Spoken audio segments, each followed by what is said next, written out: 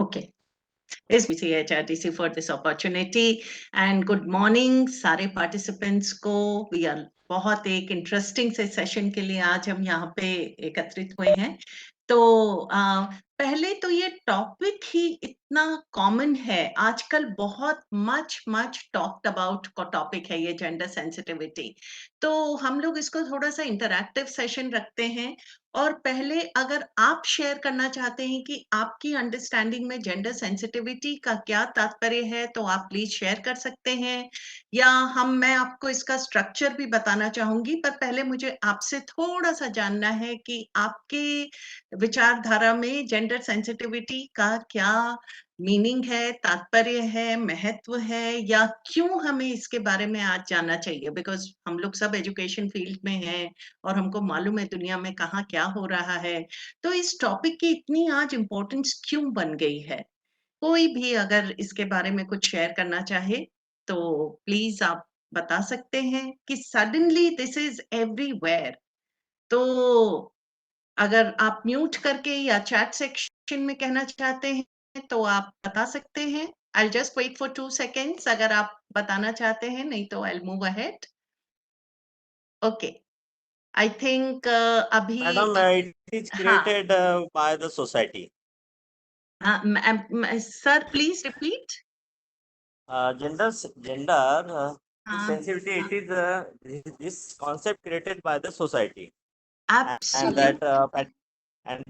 matriarchy and the patriarchy. So we will हाँ, find the detail. Absolutely, क्योंकि कहीं मैंने ये अभी पढ़ा था कि जब हम मेन स्ट्रीम की बात करते हैं तो main stream is man stream. So जैसा आपने कहा पेट्रियार्की, सो जैसा सोसाइटी ने क्रिएट किया, yes, biological differences are there between man and madam women. आवाज येतो है मला आवाज फार प्रॉब्लेम दाखवला आ प्रीति रही है मैम। मैडम, आवाज आ रही है। हाँ हाँ, thank you so much. So ये जो जेंडर टर्म है, ये हमारा रिसेंटली 1955 में ये कॉइन हुआ है। जॉन मनी नाम के एक रिसर्चर थे जिन्होंने ये टर्म को कॉइन किया, क्योंकि उससे पहले जेंडर खाली थ्योरी में आता था, मैस्कुलिन जेंडर, फेमिनिन जेंडर, उसमें किताबों में पढ़ते थे। But gender in society and gender-based responsibilities, gender-based roles, gender stereotype, gender awareness, gender sensitivity, ये सब 20th century में इजाद हुआ है। तो ये recent है 1955 में। और इनका क्या तात्पर्य है? ये जो सोशली, जैसे आपने कहा, सोसाइटी ने बनाए हुए रोल्स हैं, तो सोसाइटी ने कुछ अपने अपनी सहूलियत के हिसाब से कुछ रोल्स असाइन कर दिए। Men will do certain responsibilities, women will carry out certain responsibilities. उनका बिहेवियर कैसा होगा, उनकी एक्टिविटीज कैसी होंगी और उनकी क्वालिटीज कैसी होंगी। और हम लोग उस सोसाइटी के नॉर्म में बचपन से ही कंडीशन हो जाते हैं, और फिर हम उन्हीं तरह से अपने आप को भी ढालने लग जाते हैं। क्वेश्चन नहीं करते हैं, हमें लगता है जो हमें सिखाया जा रहा है वही शायद सही है। पर धीरे धीरे एक आवाज उठने लगी कि भाई ये तो असमानता है, जेंडर डिस्पैरिटी है, और इसमें शायद कुछ उतना जस्टिस नहीं हो पा रहा है, बिकॉज हमारा सिस्टम ही सोसाइटी का ऐसा बन गया जिसमें थोड़े से लोगों को अपना डिसेंट वॉइस करने का एक जरिया मिलने लग गया कि भाई कुछ इसमें चीजें ठीक नहीं चल रही हैं। सो जैसे terms man, masculine, women denote gender. अब जैसे अगर मैं आपको क्वेश्चन पूछूं कि मैं कुछ शब्द बोल रही हूँ, मैं बोल रही हूँ ब्यूटी, क्रिएटिविटी, स्ट्रेंथ और लीडरशिप और कुकिंग, और ऐसे अगर मैं टर्म्स बोलूं, तो जैसे मैं अगर ब्यूटी बोलूं, क्रिएटिविटी बोलूं, सॉफ्टनेस बोलूं, तो आपके ध्यान में ये फेमिनिन क्वालिटीज जैसा आ जाएगा। और अगर हम स्ट्रेंथ बोलें, अगर हम स्ट्रॉन्ग बोलते हैं, अगर हम पावर बोलते हैं, अगर हम लीडरशिप बोलते हैं, तो ऐसा हमारे अंदर सिस्टम में ऐसा डीप रूटेड है ये वैल्यूज कि हमें ऐसा लगता है these are associated with man. ये हम लोग भी करते हैं, आप और हम भी करते हैं, हमारी सोसाइटी में है ये। So how to break this stereotype and how to become a generation जो हमारे को और बैलेंस्ड सिस्टम क्रिएट कर सके। अब जैसे जेंडर सेंसिटिविटी, मुझे तो ऐसा लगता है कि sensitivity should be towards everyone with in the gender also. कभी कभी हम एक दूसरे के प्रति भी सेंसिटिव नहीं होते हैं, and of course there is third gender also. So sensitivity towards everyone, how to inculcate that we will understand. So ये जो सोसाइटी के हमारे सिस्टम बने हुए हैं, जिनमें की जनरल व्यू है, डिफाइन किया गया है, परसेप्शन है, दृष्टिकोण है कि ऐसा ही होना चाहिए, ऐसा अगर आपने दायरा क्रॉस किया तो it is not acceptable. So that are ought to be possessed by women and men, or the roles that are to or should be performed by men and women. जैसे कहते हैं कि women are nurturing, women are soft-hearted, women are weak, men do not cry, men are strong, men are the bread earners of the family. तो ये जो stereotype चले आ रहे हैं, इससे हमारी मानसिकता भी उसी तरह से हो जाती है।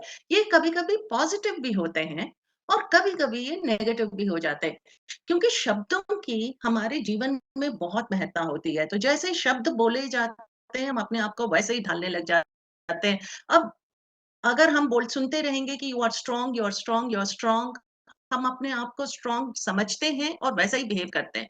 पर अगर कोई आपको बोलता रहेगा कि you are weak, you are weak, you are weak, तो शायद हमारी मानसिकता भी वैसे ही चेंज हो जाती है कि मैं कमजोर हूँ, मेरे में नहीं है कैपेबिलिटीज। तो टाइम है, because we are in the 21st century, तो हमारे पास ये अब मौका है और हमारे पास अब ये सहूलियत भी है, हमारे पास ये अवेयरनेस भी है, जहां पर हम चीजों को बदल सकते हैं।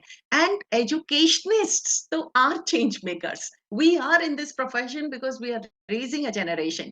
सो हम अगर अपने बच्चों में ये बदलाव ला सकें, अगर हम अपने में ये बदलाव ला सकें, अगर हम और लोगों को इस बारे में अवेयरनेस करा सकें, तो डेफिनेटली इससे एक और बेहतर सोसाइटी बन सकती है। ओके, अभी हम इसको थोड़ा-सा कंटिन्यू करते हैं। आप रिक्वेस्ट बाद में भेजिएगा please, annotation request I am getting. So includes, so concept of gender में हम जब भी जेंडर की बात करेंगे, तो हम एग्जैक्टली क्या बात करेंगे? जैसे हमने कहा एट्रीब्यूट्स हैं, क्वालिटीज हैं, है ना? तो वुमेन वुमेन की तरफ से ऐसा होना चाहिए, मैन की तरफ से ऐसा होना चाहिए, गर्ल की तरफ से ऐसा होना चाहिए, बॉय की तरफ से ऐसा होना चाहिए, और इनकी भी आपस में एक दूसरे के साथ रिलेशनशिप कैसे होना चाहिए, ये सब सोसाइटी ने डिफाइन किया हुआ है। And we have to, we अगर हम उस सोसाइटी के बनाए हुए नजरिए में फिट हो जाते हैं तो हम फिट हैं, फिर हम सोसाइटी की नजरों में सही चल रहा है। पर अगर कोई फिट नहीं होता है तो उसे मिसफिट करार कर दिया जाता है। तो हमें ये समझना चाहिए कि भाई ये जो इंसान सोसाइटी से अलग भी चल रहा है पर अपने नजरिए से वो सही रास्ते पे चल रहा है, तो एक्सेप्टेंस इनटू द सोसाइटी हमारी और आपके द्वारा होगी। सोसाइटी तो हम ही लोगों से बनी हुई है, सोशल स्ट्रक्चर के हिस्सा तो हम ही लोग हैं, कोई बाहर से तो आया नहीं है। हम ही लोगों ने बनाए हैं रूल्स, हम ही लोगों ने उन रूल्स को फॉलो करना है, हम ही लोगों ने सारी डेफिनेशंस डिफाइन की हैं, तो हम ही लोग चेंज भी ला सकते हैं। तो जेंडर के जो रोल्स हैं वो सोसाइटी से सोसाइटी चेंज होते हैं, समय के साथ बदलते रहते हैं, तो डायनामिक्स को चेंज होते रहना, change is the only constant. तो हमें भी समय के साथ चेंज होना बहुत ज्यादा आवश्यक है, क्योंकि देखिए जो नई जनरेशन हो रही है, अगर आज बहुत सारी चीजें ऐसी हैं जिनके साथ हम ना खुश हैं, एज वुमेन एज मैन, तो हम क्या कर सकते हैं? हम ये कर सकते हैं कि आगे वाली जनरेशन के लिए चीजें बेहतर बन जाएं, हम अपने आसपास के एनवायरनमेंट में एक बेहतर वातावरण क्रिएट कर सकें, हम एक दूसरे को बेहतर तरीके से समझ सकें, तो हम रियली चेंज मेकर्स हैं। पर अगर हमारी बातें खाली थियरी में रह गई, तो फिर हम प्रैक्टिकल प्रैक्टिकल में उनको इम्प्लीमेंट नहीं कर रहे हैं तो सारी चीजें इनकम्प्लीट हो जाती हैं, है ना। तो कुछ कुछ स्टीरियोटाइप्स कैसे हमने बना रखे हैं, देखिए कैपेसिटीज मींस क्षमता। अब आज के जमाने में क्या क्षमता में कोई मैन और वुमेन में कोई फर्क है? बिल्कुल नहीं है, केपेबल दोनों हैं, हर तरह से काम कर सकते हैं। But women work in the kitchen, main do not work in the kitchen. जबकि जाने माने शेफ आज मेन हैं, बट फिर भी हमारा एक स्टीरियोटाइप है कि men do not work in the kitchen, women are good cooks. So mathematics में, साइंस में men are good, physically strong, and they are the decision makers। तो ये men की कैपेसिटीज हैं और कैपेबिलिटीज हैं। और women के लिए कहा किया जाता है कि good in arts and less intellectual pursuits, physically weaker, fragile and fickle minded in decision making, they cannot। क्योंकि ये सब चीजें क्यों हो गई हैं, ये imposed रही हैं। ये शुरू से, जैसे मैंने कहा, communication plays a very important role. तो शुरू से औरतों को जब वो दिया ही नहीं गया फीडबैक कि आप स्ट्रांग हो, हमेशा जब डिसीजन पावर एक ही जेंडर की तरफ केंद्रित रही, तो नेचुरली इसके कॉन्सिक्वेंसेस आज हम ये देख रहे हैं कि यहाँ पर एक डिसबैलेंस हो गया है, एक समानता कहीं मिसिंग हो गई है। और एक और कैरेक्टरिस्टिक्स में, जैसे men are active, they are aloof, they don't want to be disturbed, they are aggressive, they are independent, they are brave। पर औरतें उसी तरह से पैसिव हैं, लविंग हैं, पीसफुल हैं, डिपेंडेंट हैं, फियरफुल हैं, और हर चीज में औरतें अपना सैक्रिफाइसिंग है, कॉम्प्रोमाइजिंग है। ये ऐसे उन्होंने ट्रेट्स एंड कैरेक्टरिस्टिक्स औरतों के साथ जोड़ दी गई हैं।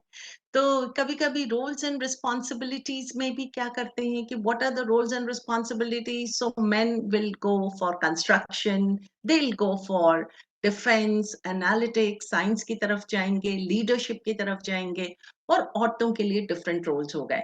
ये आपने देखा होगा, अपने आसपास महसूस भी किया होगा, और हम सब इसके अवेयर हैं। अब नाउ थिंग्स आर चेंजिंग, बदलाव आ रहा है, पिछली जनरेशन से बदलाव आ रहा है, इस जनरेशन में भी बदलाव आ रहा है, पर अभी भी बहुत सारे सेक्शन में इस बदलाव की और तेजी से जरूरत है।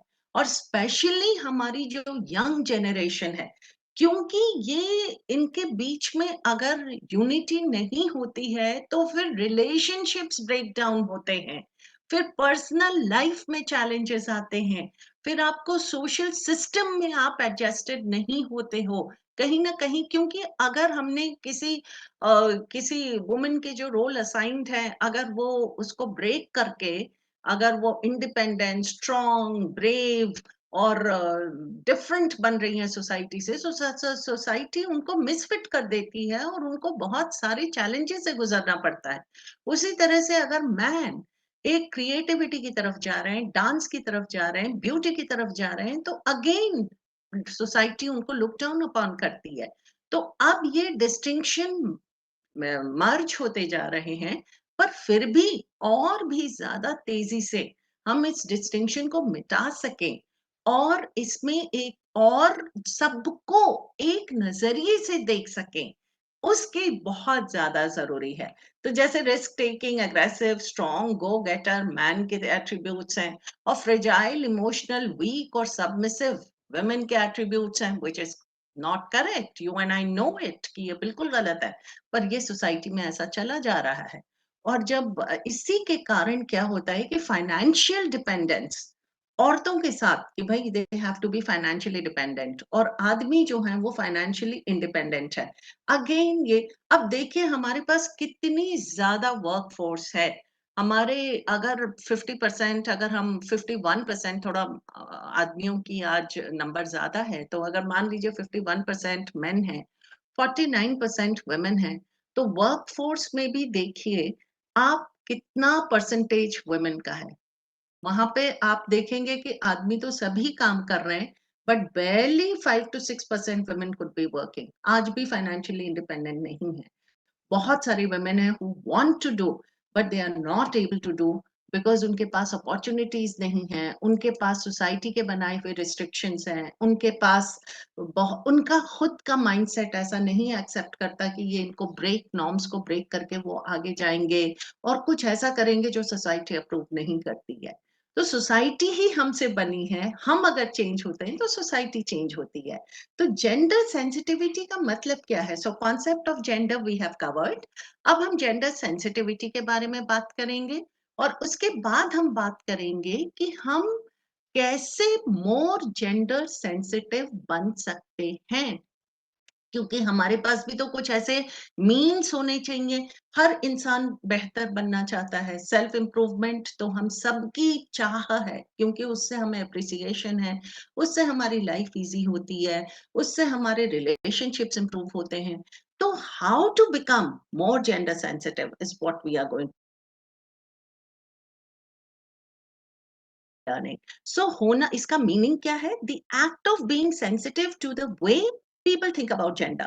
और ये जो बैलेंस है, अब ऐसा क्या हो गया है कि बिकॉज सडनली एक अगर मतलब कई बार ऐसा भी हो जाता है, मैन बैशिंग भी हो जाती है, विच इज कंप्लीटली इनकरेक्ट, वो भी सही नहीं।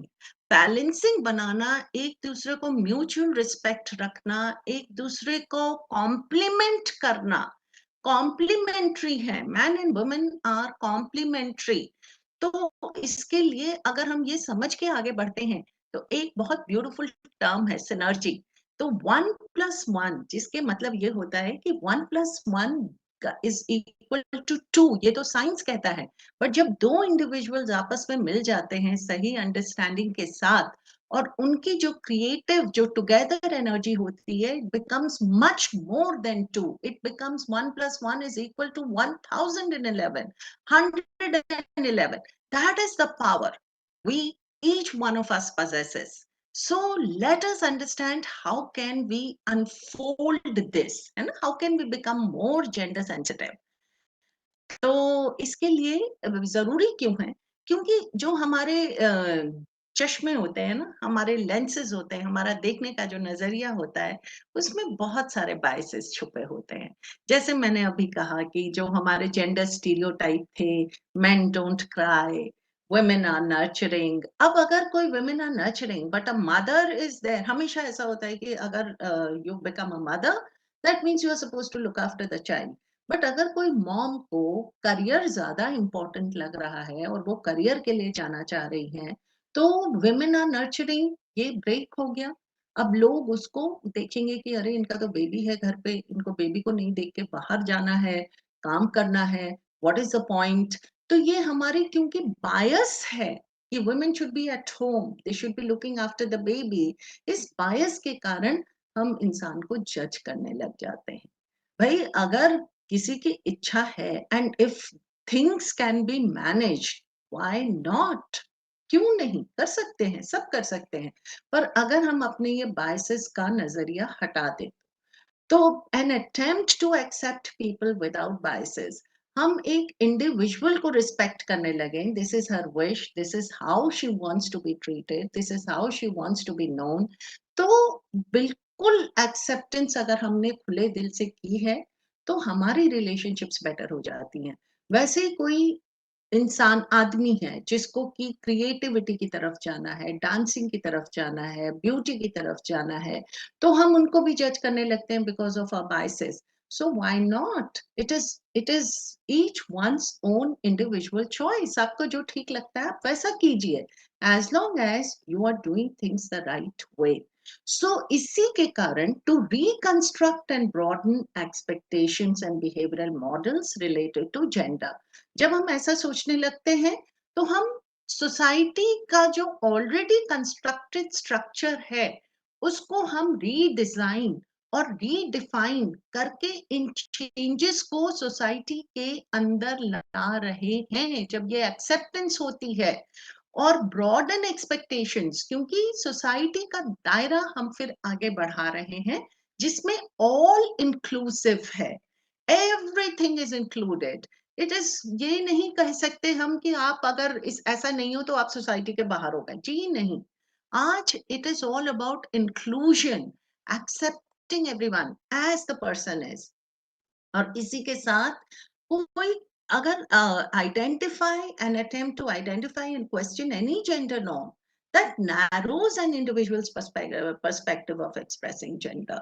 तो narrowness को हटाना है और broadly accept करना है. That is gender sensitivity, becoming more sensitized towards what?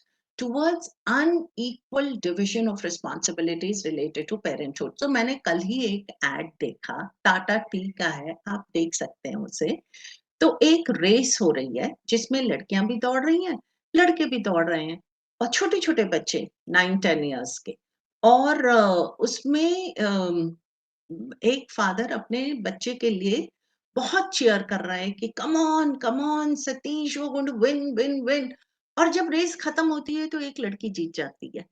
तो जब वो बच्चा अपने पापा के पास आता है तो पापा बोलते हैं, सेकंड, गुड, पर तुम लड़की से हार गए. अब बताइए. और वो लड़का जो 9-10 साल का बच्चा है, वो पजल्ड, क्वेश्चन्ड अपने पापा की तरफ ऐसे देख रहा है कि क्या, व्हाट डू यू मीन, लड़की से हार गए तो क्या. बट ये उसके दिमाग में कहीं बीज डाल दिया गया. तो इन इक्वालिटी बिगिंस एट होम. अगर एक और इसी पे मैं देख रही थी कि बच्ची जाके अपने क्लास में पूछती है कि my mom is also working, my dad is also working, but mummy जब आती हैं घर पे तो उनको किचन का भी काम करना होता है. और डैड से पूछा गया कि आप किचन का काम क्यों नहीं कर रहे हो, तो उनका ये कहना था कि मैं ऑफिस में काम करके थक गया, अब मैं टेलीविजन देखूंगा, अखबार पढ़ूंगा, रिलैक्स करूंगा.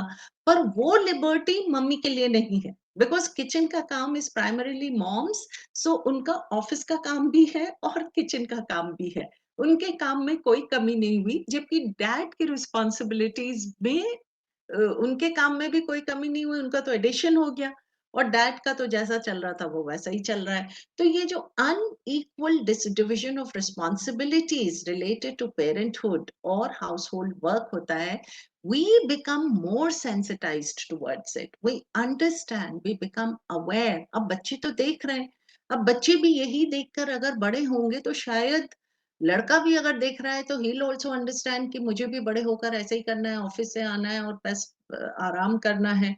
And लड़की is supposed to do everything. So this has to change. Both have to contribute equally. और इसमें क्या होता है कि सोशल काउंटर आर्ग्यूमेंट्स हो जाते हैं. जब कभी कोई करना भी चाहता है तो नहीं, men are not used to this, they are brought up in a certain way. So broadening और questioning अगर जेंडर मॉडल्स की जाती है तो काउंटर आर्ग्यूमेंट्स आने लग जाते हैं. जैसे कितनी बार हम छोटे से बच्चों को blue for boys, pink for girls, तो ऐसे डिस्क्रिमिनेशन हम ही करते हैं. जैसे एक और मैंने अभी पढ़ा था कि एक खिलौने के दुकान में गए, एक बेटा एक बेटी अपने पेरेंट के साथ. तो बेटी को उन्होंने बोला, बेटा तुम ये डॉल सेट ले लो, डॉक्टर सेट ले लो, और डॉल ले लो, और ये कुकिंग वाले यूटेंसिल्स ले लो. और बच्चे को, बेटे को उन्होंने बोला कि तुम ये गन ले सकते हो, ही मैन ले सकते हो, कार ले सकते हो, बस ले सकते हो, जो तुम्हें ठीक लगता है वो तुम लो. तो गर्ल का क्वेश्चन था कि why don't I have that choice. अगर मेरे भाई के पास वो चॉइस है तो मुझे क्यों कहा गया कि मुझे डॉल दे दो, मुझे डॉल सेट दे दो, मुझे डॉक्टर सेट दे दो. चॉइस ही नहीं दी गई मुझे. तो ये जो ये नैरोइंग है कि भाई आपके लिए यही ठीक है, आपको यही दिया जाएगा, और तुम्हारे लिए सारे ऑप्शंस ओपन है, तुम डिसाइड कर लो तुम्हें क्या करना है.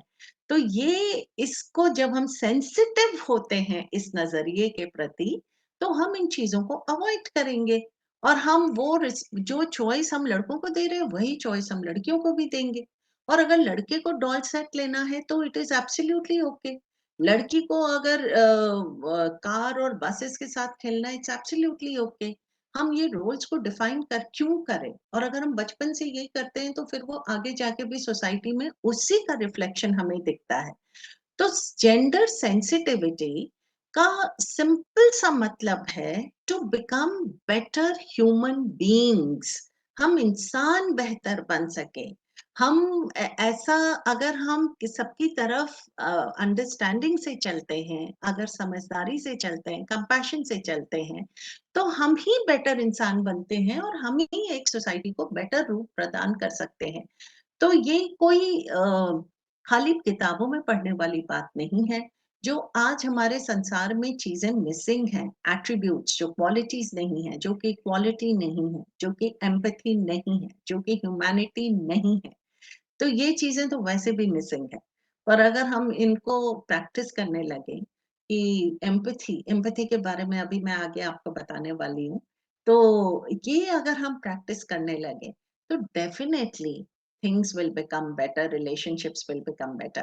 Any feedback till now or any question till now? अगर आपकी तरफ से कुछ भी आप शेयर करना चाहते हैं या एक्सप्रेस करना चाहते हैं तो I can just pause for 2 seconds और आपके फीडबैक के लिए I'll wait. तो इक्वालिटी भगवान ने तो सबको बराबर ही बनाया है ना। उन्होंने तो नेचर ने तो कोई ये नहीं कहा था कि मैन सुपीरियर है और विमेन वीकर सेक्स है या ऐसा कुछ। इन सब भगवान ने तो कोई ऐसे डिस्टिंक्शन नहीं बना के भेजे। ये तो इन सोसाइटी किसने बनाई? इंसानों ने बनाई, हमने बनाई और हमने अपनी सुविधा के हिसाब से बनाई। तो ये तो सब मैन मेड रूल्स और रेगुलेशंस जो हैं जिनको सुविधा के हिसाब से बनाए गए और उसमें उन्होंने डिस्पैरिटी जो भी आई, very important, thank you so much. So ये जो चीजें थी, ये इनके कारण थोड़ा सा, अगर दोनों चीजें इक्वल हैं, आप अगर सामान खरीदने जाते हैं और वेट अगर दोनों का इक्वल है तो आपका बैलेंस बना रहेगा। अब तो वो तराजू नहीं आते, पर तराजू में अगर आप देखेंगे तो दोनों चीजें इक्वली बैलेंस्ड होनी चाहिए, तभी तराजू बैलेंस रहेगा। अगर एक का वेट ज्यादा है तो डिसबैलेंस हो जाएगा। तो वैसे ही सोसाइटी में भी है। सोसाइटी में अगर दोनों हमारे मैन और वुमेन अगर बराबरी, तो सोचिए नेशन प्रॉस्पेरिटी में कितना बड़ा योगदान हो जाएगा अगर हम औरतों को भी आगे बोलते हैं कि you also start earning, you also contribute to the economy. आप अपना बिजनेस शुरू कर सकते हैं, आप अपना जॉब पे जा सकते हैं, आप अपनी क्रिएटिविटी को बाहर ला सकते हैं। अगर हम ये सब शुरू कर दें तो देखिए ग्रोथ में कितना सामने आपका मैसिव चेंज आएगा। एम्पैथी के बारे में जैसे मैंने बताया हम अभी करने वाले हैं। ह्यूमैनिटी, ये तो बेसिक स्किल है जो कि हम लोग, कहा जाता है आजकल कि हम इंसान तो बने हैं पर इंसानियत हम में नहीं है। हमको सीखना पड़ता है how to understand humanity and how to हम इंसानियत को कैसे फॉलो कर सकें, ये आज हमें सीखना पड़ रहा है। क्योंकि हमारी जो करप्ट इतना सिस्टम हो गया है, हमारे अंदर से वैल्यूज और बिलीव्स इतने डिस्टॉर्टेड हो गए हैं कि हम ह्यूमैनिटी को प्रैक्टिस नहीं करते हैं। हम एक दूसरे को रिस्पेक्ट नहीं देते हैं, हम एक दूसरे को समझ नहीं पाते हैं, हम क्लैशेस और कॉन्फ्लिक्ट पे ज्यादा ध्यान देते हैं, हम हार्मनी, बैलेंस और कंस्ट्रक्शन पे कम ध्यान देते हैं। तो ह्यूमैनिटी को प्रैक्टिस करना, ह्यूमैनिटी, ये तो क्वालिटीज हैं जो कि हमको एक दूसरे के साथ बेहतर जीवन व्यतीत करने के लिए बहुत सक्षम बना देंगी। So, ma'am, do you want to, Dr. Sheila, ma'am, do you want to share something? I can see your video is on. Anyone? Participants आप फीडबैक दे सकते हैं। सब समझ में हाँ, आ रहा है कि कुछ और चेंज करना है? हाँ, आर यू ऑल देयर? या मैडम, मैम बहुत Yes, अच्छा madam. हो रहा है वो। बहुत अच्छा बता रहे madam. Yes yes Okay, okay. हाँ, All हाँ, good. Yes, All good. madam. Okay. Yes, madam. Please continue. thank you so much. Listening तो carefully, ma'am. Okay, हाँ, okay. Yes. Thank you so much. तो अब आपसे मैं विचार करना चाहती हूँ कि आपसे मैं ये क्वेश्चन पूछना चाहती हूँ कि अगर हम जेंडर सेंसिटिविटी के बारे में समझेंगे तो क्या उसके फायदे होंगे? हाँ कि ना? आप लिख सकते हैं, बोल भी सकते हैं। क्या हमें जेंडर सेंसिटिविटी के बारे में जानना चाहिए? उसके कुछ फायदेमंद है हमारे लिए या नुकसानदेह है? फायदेमंद इसका फायदा है फायदेमंद जरूर क्या है। फायदे हो सकते हैं? हम क्या आगे फायदे भी हो लोगों सकते को, हम हाँ? अपने बच्चों को, अपने सोसाइटी में आसपास जो लोग हैं, हम उन्हें भी फिर ये चीजें सिखा सकते हैं, समझा सकते हैं। We can pass on. message. बिल्कुल, बिल्कुल, बिल्कुल। हम जब इसके बारे में जानते हैं तो हम अवेयरनेस शुरू कर सकते हैं, दूसरों को भी बता सकते हैं। तो ये इसके कॉन्सिक्वेंसेस हैं। जैसे हमने पहले जब इसके बारे में जाना, फिर सबसे पहला स्टेप होता है अवेयरनेस का। अवेयरनेस का मतलब होता है जागरूकता। जब हमारे जैसे एनवायरमेंटल अवेयरनेस कितनी ज़्यादा। Yes, yes, yes, very, very nice. Thank you so much for responding. तो जैसे हमारे आसपास जब बहुत एनवायरमेंटल में पोल्यूशन बढ़ रहा था, अभी आजकल आप देख रहे हैं कि प्लास्टिक पैकेट्स का यूसेज कम से कम हो गया है। हर जगह आपकी डिलीवरी कोरियर भी वाले आते हैं तो उसमें देंगे, पेपर पैकेट्स में देंगे, या फिर वो ऐसा प्लास्टिक यूज करेंगे जो कि डिग्रेडेबल है, बायोडिग्रेडेबल प्लास्टिक है। तो इससे एक बदलाव आया है, लोग एनवायरनमेंट के बारे में ज्यादा जागरूक हो गए हैं। ड्राई गार्बेज, वेट गार्बेज, ये सब अलग अलग होने लग गया है, सेग्रीगेशन होने लग गया है, वाटर कंजर्वेशन होने लग गया है। तो क्योंकि पहले अवेयरनेस आई और फिर उस अवेयरनेस से एक्शन आया और उस एक्शन से बदलाव आया। तो जब हम जेंडर सेंसिटिविटी के बारे में भी जानते हैं तो सबसे पहला कदम होता है जागरूकता, अवेयरनेस। और उस थैंक यू सो मच। आपके चैट सेक्शन में कमेंट्स आ रहे हैं, it's really very very positive and very encouraging. So benefits of gender sensitivity, thank you so much. So benefits जो हैं आपके, पहले हम उनको समझते हैं, उनके बारे में जागरूक होते हैं, अवेयर होते हैं, और फिर उनके क्या परिणाम हो सकते हैं, कॉन्सिक्वेंसेस। जब हम ये जेंडर सेंसिटिविटी को इम्प्लीमेंट करते हैं उसके क्या क्या परिणाम हो सकते हैं, क्या क्या बेहतर उसके रिजल्ट्स हो सकते हैं, वो उसके बारे में हम जानते हैं। और इसी के साथ हम ये भी समझते हैं कि अगर हम जेंडर इनसेंसिटिव रहे तो उसके भी क्या परिणाम हो सकते हैं। क्योंकि अभी हमने देखा, अभी जो हमने आपको पीछे एग्जाम्पल्स दिए, उससे ये तो पता चल रहा है कि अगर हम बेहतर बन गए, सेंसिटाइज हो गए towards understanding the both the genders, दोनों जेंडर्स को समझने की जरूरत है। और अगर हम नहीं हुए तो उसके भी दुष्परिणाम हो सकते हैं। तो ये जब चीजें होती हैं तो ये हमको एक बेहतर इंसान बनाती हैं, बेहतर वर्क प्लेस पे भी बनाती हैं और बेहतर घर पे भी बनाती हैं, और हर जगह हम एक बदलाव के लिए ला सकते हैं।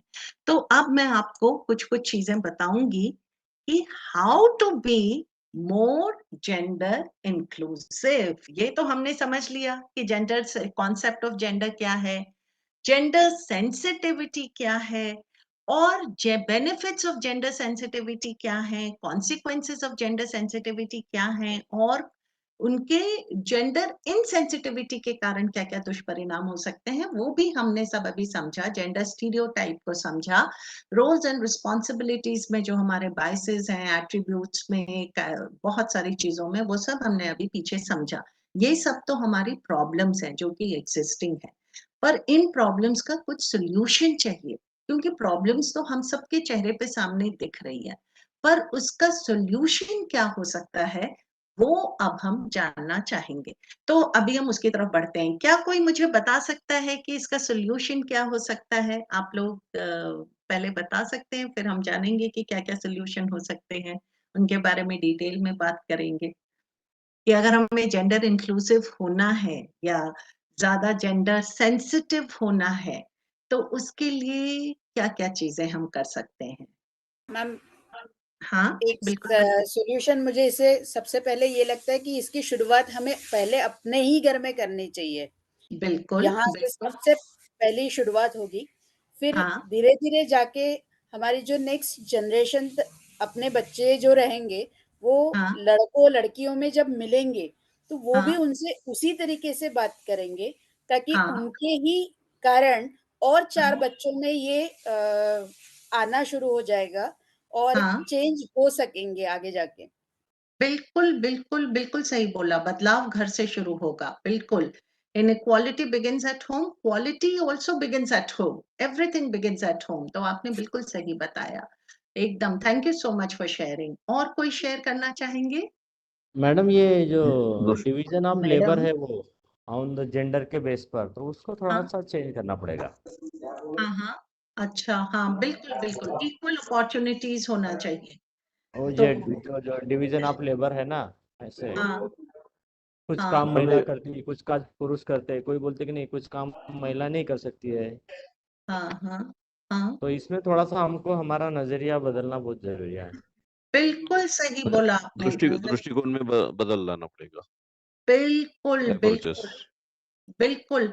तो वो दृष्टिकोण कैसे बदल सकता है, इसके लिए कुछ हमारे पास रेडी स्टेप्स होने चाहिए। तो हम उन स्टेप्स की आगे बात करते हैं कि कैसे हो सकता है ये।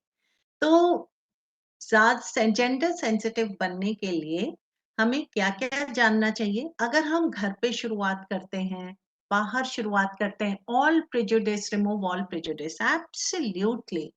और उसके बाद भी जब हम अपना दिमाग तो क्लियर कर लेंगे, पर कभी-कभी दूसरे को कन्वे करने में हमें बड़ा प्रॉब्लम हो जाता है। मेरा heart is pure, I understand, but फिर भी दूसरे मुझे मिसअंडरस्टैंड कर रहे हैं and somewhere my message is getting lost.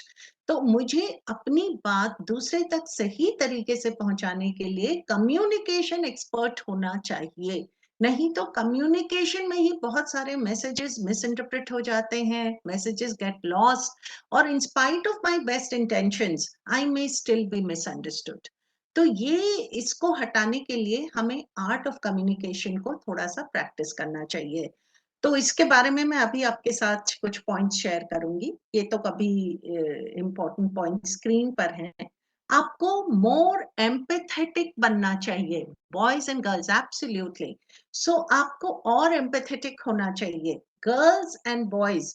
अगर हम master the art of communication में भी अगर हम लड़कियों से बात कर रहे हैं, अब क्या होता है कि कभी-कभी आप लड़कियों को आगे लाना चाहते हैं तो लड़के ऑफेंस हो जाते हैं, offence, they take an offence कि हमको क्यों नहीं इंपॉर्टेंस दी जा रही है, क्योंकि हम इनकी तरफ ज्यादा कंपैशनेट हो रहे हैं। तो इस सब चीजों को बैलेंस बनाए रखने के लिए भी हमें कम्युनिकेशन की अंडरस्टैंडिंग होना बहुत जरूरी है, हमें एम्पैथेटिक होना बहुत जरूरी है, हमें दूसरों का नजरिया समझना बहुत जरूरी है, पर्सपेक्टिव ऑफ अदर्स। हमें जेंडर अवेयरनेस, जैसे आपने कहा, लोगों से बात करना बहुत जरूरी है। जो हमने स्टीरियोटाइप्स पीछे देखे, जो आपने सर बोला कि डिवीजन ऑफ लेबर, जो वो है, वो स्टीरियोटाइप्स हैं, उनको एलिमिनेट करना चाहिए। हमारे जो एक्सपीरियंसेस से हमने सीखा है, उसको इम्प्लीमेंट, जो पॉजिटिव लर्निंग्स हैं उनको प्रैक्टिस में लाना चाहिए। और एक और मैं आपको बात बताऊंगी, बी अ बकेट फिलर। तो ये पॉइंट्स को हम थोड़ा सा जल्दी जल्दी समझ लेते हैं। आपको क्या, आप जानना चाहते हैं इन पॉइंट्स के बारे में थोड़ा सा डिटेल में कि कैसे हम इनको प्रैक्टिस कर सकते हैं और क्या इन पॉइंट्स? हाँ, लास्ट वाला जो पॉइंट है, बी अ बकेट फिलर, वो थोड़ा हाँ, स्पेसिफिकली बताइए, थोड़ा अलग है वो एकदम, लाइक। बिल्कुल, मैंने इसीलिए वो लास्ट में उसको रखा है। तो मैं इन सब पॉइंट्स के बारे में थोड़ा-थोड़ा आपको बताना चाहती हूँ। एम्पैथी से आपका क्या अंडरस्टैंडिंग है? एम्पैथी मतलब व्हाट? जैसे मैंने लिखा है बी मोर एम्पैथेटिक, तो एम्पैथेटिक का क्या मतलब है? मैम, इसका मतलब होता है to be able to place yourself in the other person position, मतलब दूसरे के बोलते हैं ना, to put yourself in other person shoes हाँ, एंड देन तो जैसे अंडरस्टैंड देयर सिचुएशन। यस, तो जैसे हम सिंपैथी को कहते हैं ना, सिंपैथी एंड एम्पैथी डिफरेंस।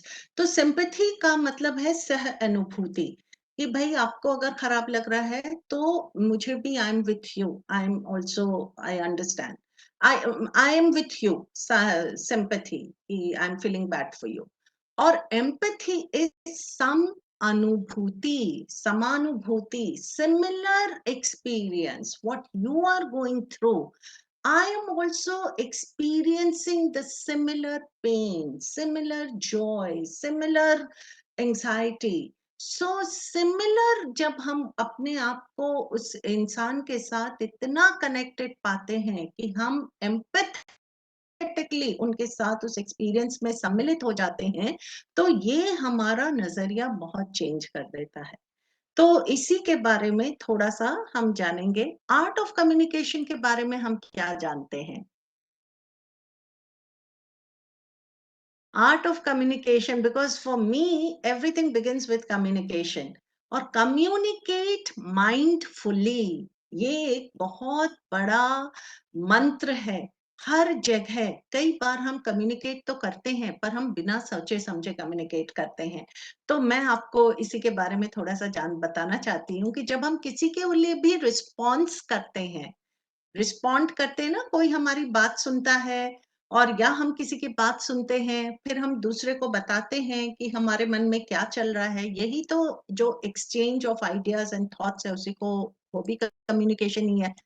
तो सबसे पहले तो ये समझना कि ना वुमन मैन, ह्यूमन, ह्यूमन मुझे ये बहुत अच्छा लगा कि हमें ह्यूमैनिटी की तरफ बढ़ना है। वुमन और मैन के डिस्टिंक्शन में ना जाके उसे हटाइए। Everyone is human. जब हम ह्यूमैनिटी की लैंग्वेज बोलते हैं तो हम डिस्क्रिमिनेट नहीं करते कौन जेंडर है, कौन जेंडर स्पेसिफिक रोल्स है। Everyone is equal because everyone is a human. तो communicate with sensitivity in your workplace. इसीलिए आजकल आपने देखा होगा चेंजेस हो गए कि मैन मेड नहीं, ह्यूमन काइंड और पीपल बोला जाता है। चेयरमैन नहीं बोला जाता, चेयरपर्सन और चेयर बोला जाता है। पुलिसमैन नहीं बोला जाता, पुलिस ऑफिसर बोला जाता है। बिजनेसमैन देखिए सब जगह मैन मैन मैन है, बट बिजनेस पर्सन बोला जाता है। इनफैक्ट अब जो टॉप बिजनेस स्कूल्स हैं उसमें जब वो लीडरशिप के एग्जाम्पल्स देते हैं तो पहले ऐसा होता था कि suppose the leader has reached there and he is doing this, he is doing that, they have replaced it with she is doing this, she is doing that. So ये पर्सपेक्टिव, एक नजरिया चेंज हो गया है। Spokesman की जगह spokes person है, delivery boy की जगह मैसेंजर है, फ्लाइट अटेंडेंट हो गया है, ग्रेजुएट्स हो गया है। तो यहाँ पे एक भाषा को हमने चेंज कर दिया। पर भाषा ही चेंज होने से सब कुछ नहीं हो जाता। हमारा इंटरनल जो रिप्रेजेंटेशन है, हमारे जो सेंसेस होते हैं ना, जो आंख नाक सब हमको दुनिया के बारे में बताते हैं, वो जाके एक हमारे दिमाग पे एक इमेज क्रिएट कर देते हैं और उस इमेज के हिसाब से हमारे एक्सपीरियंसेस फॉर्म होते हैं। तो वो मेरा जो इंटरनल रिप्रेजेंटेशन है किसी भी चीज के बारे में, उसको चेंज करना बड़ा मुश्किल होता है। और अगर हम खाली ये सोचें कि मैंने बाहर बाहर से चेंज कर दिया और मैं अंदर से भी चेंज हो गई, तो इट इज वेरी डिफिकल्ट। क्योंकि जो पर्सनालिटी दिखती है, इसीलिए आजकल ऐसा कहा जाता है कि खाली पर्सनालिटी चेंज करना इम्पोर्टेंट नहीं है कि बस आप कैसे ड्रेसअप हो रहे हो, आप कैसे बातें कर रहे हो, आप कैसे अपने आप को रिप्रेजेंट कर रहे हो, आप कैसे लोगों के साथ इंटरेक्ट कर रहे हो, ये सब बहुत सुपरफिशियल है। इससे आपका खाली ऊपर की सरफेस में जो आप हो वो दिखता है और ये बहुत जल्दी पर्सनालिटी आपकी अंदर से शैलो है अगर आप खाली ऊपर ऊपर से दिखा रहे हो। अगर आपको चेंज लाना है तो आपका जो इंटरनल रिप्रेजेंटेशन है, जो आपका कैरेक्टर बनाता है, जो आपके कैरेक्टर एथिक्स हैं, जहाँ पे आपका बिलीफ सिस्टम है, जहाँ पे आपके वैल्यूज हैं, जहाँ पे आपके एटीट्यूड है, जहाँ पे आपकी सारी थॉट प्रोसेस चल रहा है, दैट हैज टू चेंज। तो जब हम अंदर से चेंज अपने आप को करना चाहते हैं तभी बाहर भी आपका सही रिप्रेजेंटेशन होता है। तो कहते हैं कि प्राइमरी ग्रेटनेस जो है, जो इनसाइड वाली ग्रेटनेस है, what a person is from with in, वो ज्यादा इंपॉर्टेंट है बजाय बजाय आपकी सेकेंडरी ग्रेटनेस के लिए। Secondary greatness is what people see on the surface, that is your secondary greatness. Your primary greatness is what you are from inside, inside out. तो इसलिए जब तक हमारे सिस्टम में वो डीप रूटेड बिलीफ्स नहीं जाते तब तक हमारा परसेप्शन चेंज नहीं होता। तो थोड़े से हम इसी के बारे में जैसे कम्युनिकेट भी करते हैं। देखिए कोई भी चीज को, अभी आप लोग ये करके देखिए, एक मैं आपको एक्सरसाइज देती हूँ। अपना हाथ दोनों जॉइन योर हैंड्स एंड एक थंब के ऊपर दूसरा थंब रखिए और मुझे ये बताइए कि कितने लोगों का राइट थंब ऊपर है। अगर राइट थंब ऊपर है तो ठीक है, आप खुद ही ये एक्सरसाइज कीजिए, ऐसे हाथों को ज्वाइन कीजिए और ये एक थंब को दूसरे थंब के ऊपर रखिए। ठीक है, अब हाथों को हटा लीजिए। अब फिर से एक एक्सरसाइज कीजिए और दूसरे थंब को ऊपर रखिए। you will see the discomfort. आपको लगेगा अरे इसकी तो मुझे आदत नहीं है, क्योंकि जो नेचुरल आपकी प्रैक्टिस बन चुकी है आप वैसा ही करोगे। आपको जरा सा भी चेंज करने में डिस्कम्फर्ट होने लगेगा कि हाउ कैन आई चेंज, मेरी तो आदत ही यही हो गई है। तो इसीलिए अंदर से अपने को चेंज करने में, तो ये तो छोटा सा चेंज है जो मैं आपके सामने दिखा रही हूँ, अंदर से अपने सिस्टम को चेंज करना तो और भी बहुत बड़ा प्रोसेस है। तो इसके लिए हम छोटे छोटे टिप्स आपको मैं दे रही हूँ, जिससे हम का वर्क करते हैं तो कहीं ना कहीं कुछ ना कुछ अंदर से भी इंटरनली चेंज हो जाता है। तो जैसे हम कोई भी किसी की भी बात सुनते हैं, जेंडर न्यूट्रल, लड़की की बात सुने या लड़के की बात सुने या किसी की भी बात सुने, हमारे इमीडिएटली रिस्पॉन्सेज हो जाते हैं। हम उनको इवैल्युएट करने लगते हैं, हम उनको वैल्यू असाइन कर देते हैं कि भाई इस बात में कितना वैल्यू है, कितना इसका माप तोल में क्या इसका मायने हो रहा है। या फिर हम उसको और क्वेश्चंस पूछने लगते हैं, या फिर हम अपनी तरफ से सलाह देने लगते हैं, और या फिर हम उस घटना को अपने तरीके से इंटरप्रेट करने लगते हैं, trying to figure people out. इनके मन में क्या चल रहा होगा, इन्होंने ऐसा क्यों बोला, उनका मोटिव क्या है, बिहेवियर क्या है। तो सबसे पहले अगर हम इन सब चीजों को हटा के अगर एम्पैथी की तरफ जाते हैं, तो empathetically listening is also a skill जो कि हमको प्रैक्टिस करनी पड़ेगी। तो एम्पैथेटिकली लिसनिंग में क्या होता है कि हम जैसे अक्सर आपने देखा होगा दो लोग बात कर रहे हैं, पर वो खाली इसलिए नहीं बात कर रहे हैं कि हम दूसरे की सुन रहे हैं, वो इसलिए बातें कर रहे हैं कि कब अगला इंसान रुकेगा और कब मेरा बोलना शुरू होगा। तो ये रिस्पॉन्सेस को आप ध्यान दीजिएगा कि हम कैसे रिस्पॉन्ड करते हैं और हम रिस्पॉन्सेस को कैसे चेंज कर सकते हैं। क्या हम बिना इवैल्यूएशन, बिना प्रोब, बिना एडवाइस, बिना इंटरप्रिटेशन के एम्पैथेटिकली किसी को सुन सकते हैं और उनके साथ सम अनुभूति को जी सकते हैं? ऐसा कर सकते हैं क्या? ये ऐसा खुद के लिए आपके लिए क्वेश्चन है। तो जैसे ये तो सबको पता है कि हम शब्दों से बातें करते हैं तो कम्युनिकेट करते हैं, कभी-कभी हम बिना शब्दों के भी कम्युनिकेट करते हैं, और मुझे लगता है जो हम बिना शब्दों के कम्युनिकेट करते हैं वो ज्यादा पावरफुल होता है। और उसमें हम क्या करते हैं, हम बातें कैसे, हम पॉजेस कैसे ले रहे हैं, हमारी स्माइल कैसी है, हमारी पोस्चर कैसा है, हमारा अपीयरेंस कैसा है, हमारे हेड मूवमेंट्स कैसे हैं, हमारे हैंड मूवमेंट्स कैसे हैं, इन सब से भी हम कम्युनिकेट, कोई मैसेज पहुंचाते हैं, वो मैसेज कभी-कभी सही नहीं पहुंचने से मिसअंडरस्टैंडिंग हो जाती है। तो अगर हमें एम्पैथेटिक बिहेवियर प्रैक्टिस करना है, तो मैं जो बोल रही हूँ, आप जो बोल रहे हैं, उसको आपने फील करके from the heart you have to speak, and that will bring about all the change. तो जैसे ये लेवल्स ऑफ लिसनिंग, तो जैसे मैंने कहा बोलने में हम क्या क्या करते हैं, 4 तरह के रिस्पॉन्सेस करते हैं, उसी तरह सुनने में भी हमारे कुछ आदतें बन गई हैं, अभी तक बन चुकी हैं, वो हमारे सिस्टम में आ गई हैं। अब अगर हमें इनको चेंज करना है तो एक प्रोसेस शुरू करना पड़ेगा अवेयरनेस के साथ।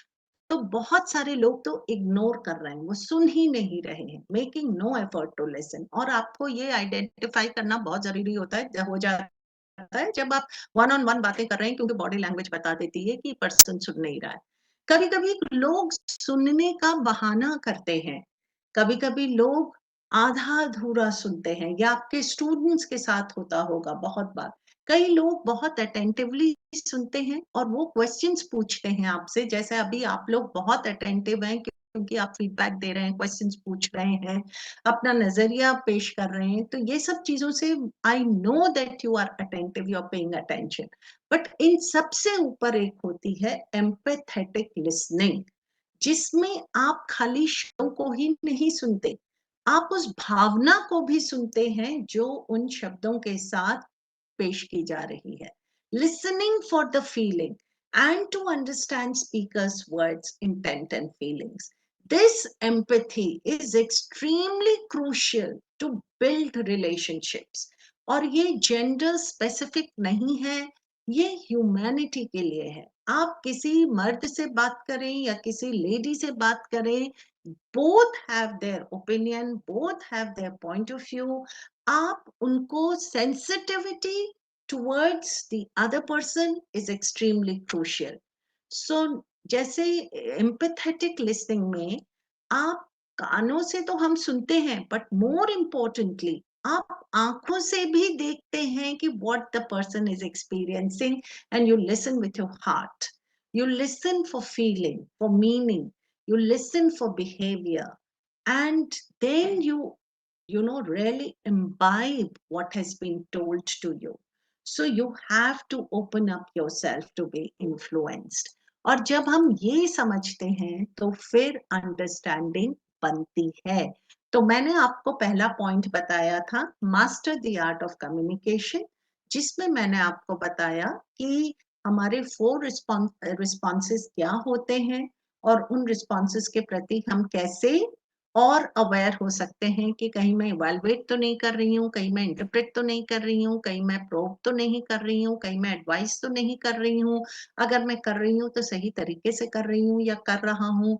दूसरा हो जाता है आपका जो आपकी नॉन वर्बल लैंग्वेज है. शब्दों से तो जो हम बोलते हैं वो बोलते ही हैं, कभी कभी नॉन वर्बली भी हम बहुत कम्युनिकेट करते हैं. तो हमें दोनों का ध्यान रखना चाहिए कि नॉन वर्बल मेरे से कहीं गलत मैसेज तो नहीं जा रहा है. That was the first, master the art of communication. Second हमने कहा था be more empathetic. तो अभी हमने समझा कि empathy हम कैसे कर सकते हैं. जब हम empathetic listener बन जाते हैं तो हम empathy समझने लगते हैं दूसरों के बारे में ज्यादा. थर्ड मैंने उसमें पॉइंट लिखा था, understand the perspective of others. तो understand the perspective of others में क्या होता है कि हमेशा जब मैं बात कर रही हूँ तो मैं ऐसे बोलूंगी जैसे मेरा नजरिया है, दूसरा पर्सन बोलेगा जैसे उसका नजरिया है, और तीसरा पर्सन जैसे बोलेगा वो उसके नजरिए से वो देख रहा है कि दोनों का नजरिया क्या है और थर्ड पर्सन का नजरिया क्या हो सकता है. तो जब भी हम किसी के साथ इंटरैक्ट कर रहे हैं, it is not only about my perspective, your perspective, it is also about how the third person would be looking at this situation. तो जैसे एक कहानी है कि एक सज्जन जा रहे थे ट्रेन में और उनके बच्चे बहुत हल्ला कर रहे थे. फर्स्ट क्लास के कंपार्टमेंट में जा रहे थे और उनके बच्चे बहुत राउडी और बहुत मिसबिहेव कर रहे थे. तो बाकी लोगों ने बोला कि भाई आपके बच्चे इतना परेशान कर रहे हैं and father is not saying anything. तो फादर ने एकदम ऐसे as if he got up from the trance and he said, oh, I'm so sorry, I didn't even notice that. अभी एक्चुअली हम लोग हॉस्पिटल से आ रहे हैं और इनकी माँ गुजर गई. तो अब क्या हुआ, लोगों का नजरिया चेंज हो गया.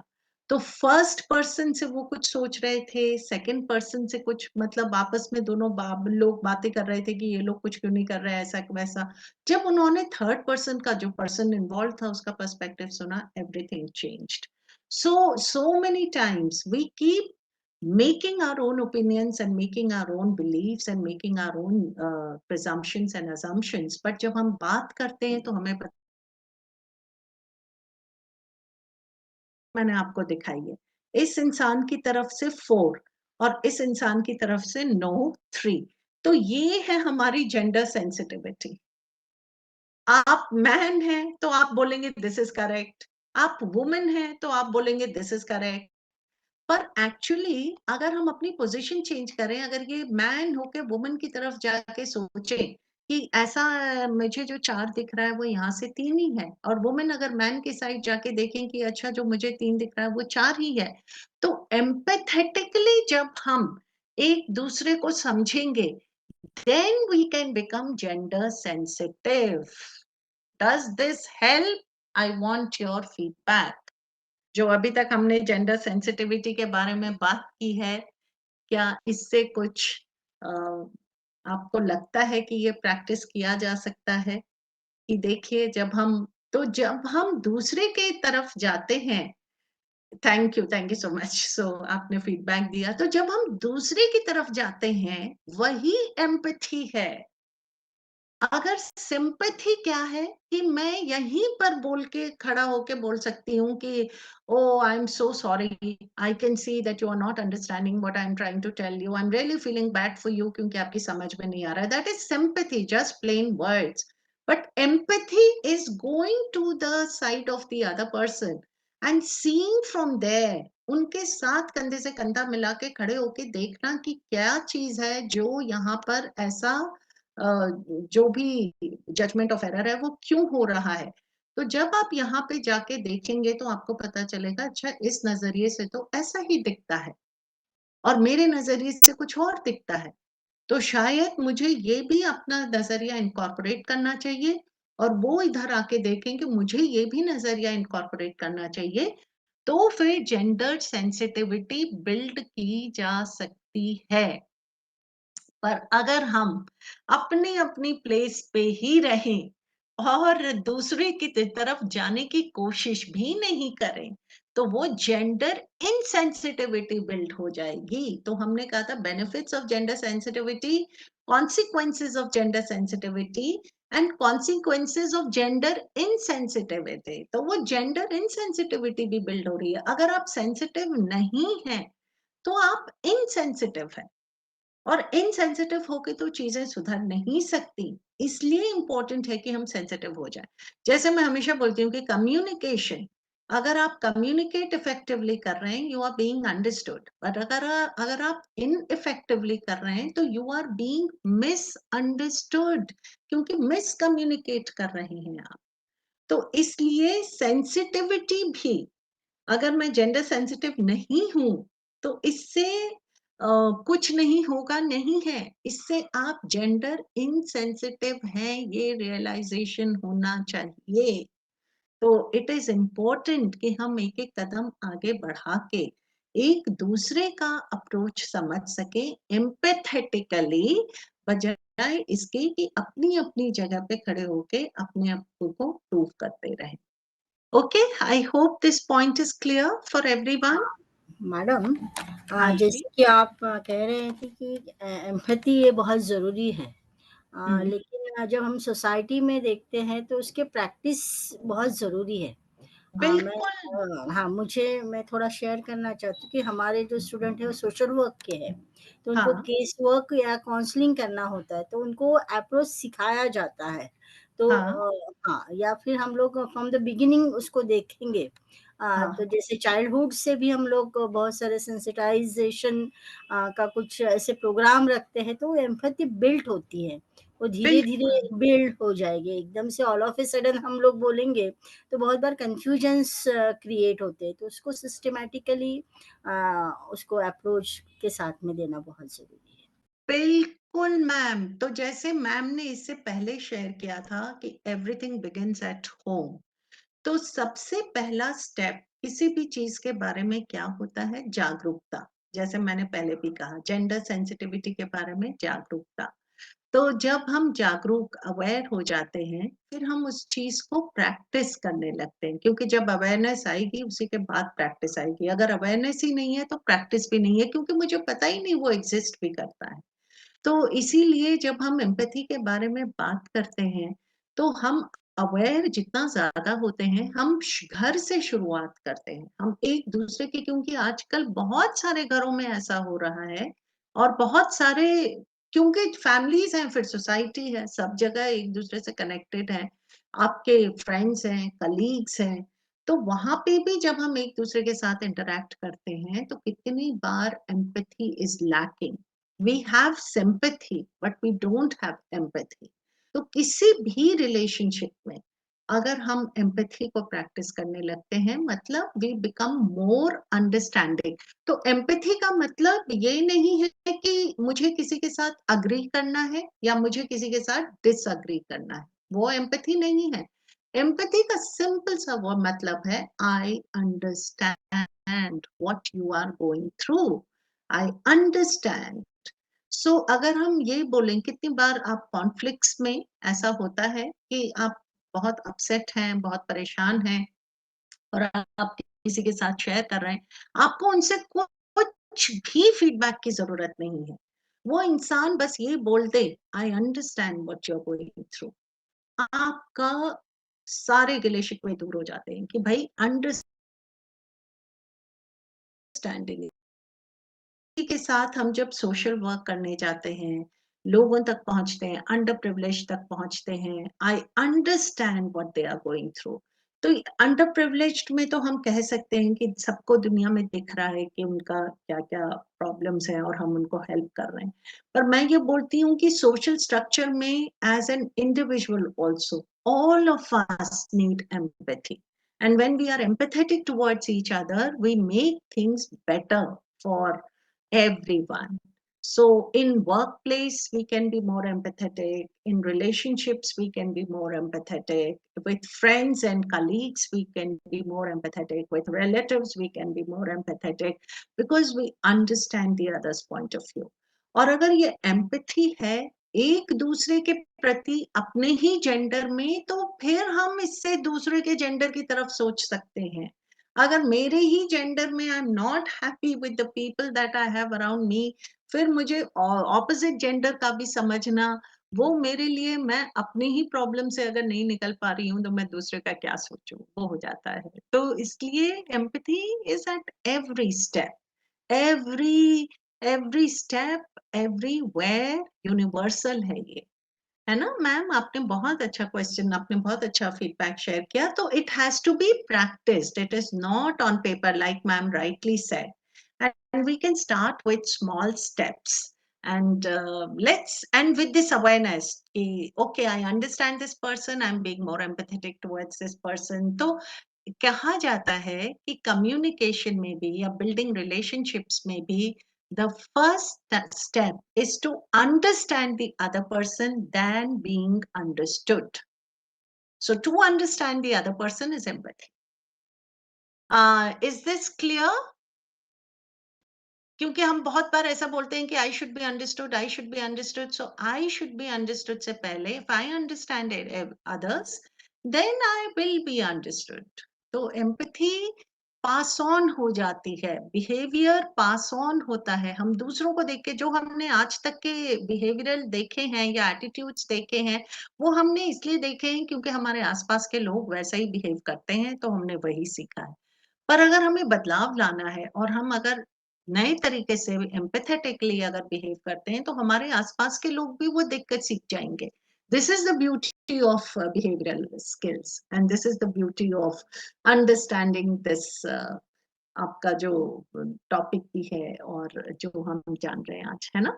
Yes, thank you so much, thank you. So अब हम आते हैं अपने इम्पोर्टेंट पॉइंट पे, जो कि आपके लिए नया था और जो बकेट फिलिंग था। तो बी अ बकेट फिलर, ये भी एक्चुअली एम्पैथी से ही रिलेटेड है। पर मुझे पहले आपसे ये जानना है कि जो जो हमने अभी तक जेंडर सेंसिटिविटी के बारे में किया है, उससे कुछ रिलेटेड आपके पास क्वेश्चंस हैं या कोई आप अपना फीडबैक देना चाहते हैं? हाउ टू, मैं यहाँ से शुरू करती हूँ थोड़ा सा, हाउ टू बी मोर, ये जो हमने यहाँ से किया था, अगर आपका कुछ फीडबैक है question I wanted to ask you, please. लेकिन उस समय इसलिए नहीं बोला क्योंकि आपका सेशन बहुत अच्छा चल रहा है। I did not want to interrupt you. Usually, as you just said, everything begins at home. And at home we have younger ones and our elders too, and not Yes. only at home, at workplace also. Yes. And we usually see it is very it is comparatively easy to convince our younger ones than our elders. They are firm, they are fixed in their beliefs. It is really very difficult to change their mindset, ma'am. So how can we change their mindset? This thing I want to ask you, ma'am. आप सब जैसे मैं अपनी माँ को या अपने बड़े भाई को, बिकॉज क्या होता है अभी रिसेंटली एक चीज हुई, मैं आपको घर की बता रहा हूँ कि मुझे अपने बड़े भाई से ये बात पूछना पड़ा वेरी हम्बली कि आप, क्योंकि मुझसे बड़े हैं 30 साल पहले आप जितने समझदार थे, मैं आज 44 साल का हो गया लेकिन मैं आज भी उतना नहीं हो पाया, क्योंकि आप बड़े हैं, आप बड़े ही रहेंगे। क्योंकि हम जब अच्छा, we all expect our Hmm. younger ones to be more intellectual, Hmm. to be more compassionate, to Hmm. learn from everywhere, from wherever it is possible.